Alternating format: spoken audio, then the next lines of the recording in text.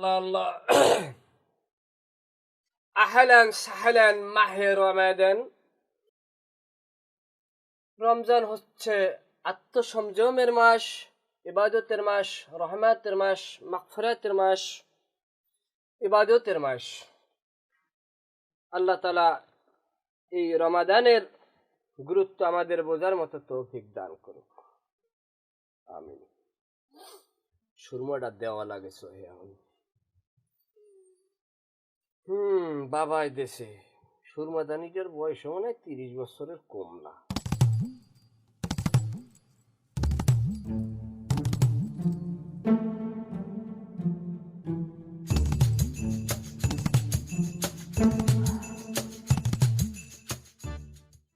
হ্যাঁ, মরতে তো একদিন হইবে, দুনিয়ায় কেউ বাঁচতে থাকবে না, আমল আখলাকি থাকবে। মরলে জোতা জোড়া হয়ে যায় চুরি হইয়া।